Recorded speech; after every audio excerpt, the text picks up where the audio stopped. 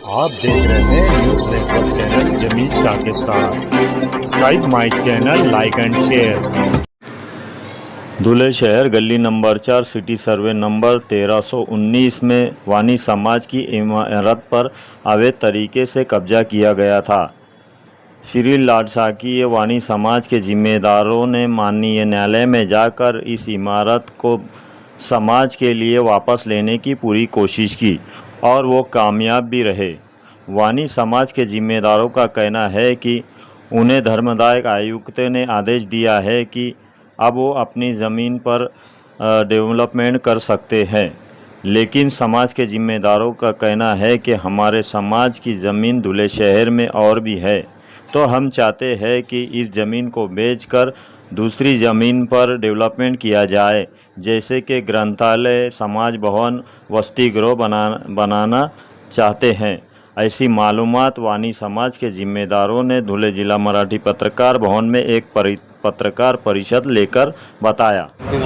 सन 2001 मध्ये काही विशिष्ट संस्थेच्या लाडशाह वाणी समाज संस्थेच्या तत्कालीन ट्रस्टींनी आपसात संगनमत करून कट रचून लाडशाह वाणी समाज संस्थेची गल्ली नंबर 4 सिटी सर्वे नंबर 1319 ही मिळकत हडप केली होती।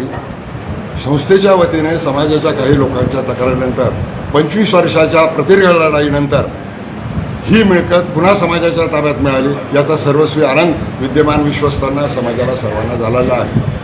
संस्थेने ही मिळकत ताब्यातही घेतली, सत्यनारायण केला, तिथं कामकाजही सुरू केलं आहे। आता ताबा मिळालेला आहे, त्याच्यापुढे तुम्ही इमारत जीर्ण झालेली त्याचं काय करणार? आज तर तो विचार काही नाही, एक तर तिला रिपेअर करून डेव्हलप करणे किंवा ती विकून संस्थेची मोहाडीला 5.5 एकर जागा आहे, तिथे चांगल्यापैकी मंगल कार्यालय, समाजाला कमीत कमी दरात मिळावं, वसतिगृह, ग्रंथालय असा काढण्याचा मानस विद्यमान विश्वस्तांचा, संचालकांचा आहे। पत्रकार परिषद घेण्याचा उद्देश हा की वाणी समाजाने एका विशिष्ट कुटुंबाविरुद्ध जो 25 वर्ष लढा दिला, त्या 25 वर्षाच्या लढ्याला ईश्वर कृपेने, सर्वांच्या आशीर्वादाने, शुभेच्छेने यश मिळालं। 25 वर्षापासून हडप केलेली जागा आज समाजाच्या ताब्यात मिळाली, हा आनंद आहे, हा सर्व समाजाला कळावा, हाच ही पत्रकार परिषद घेण्याचा उद्देश आहे। शेवटी न्यायालयात यश मिळतं, उशिरा का होईना, पण सत्याचा विजय होतो, हा त्यामागचा उद्देश आहे।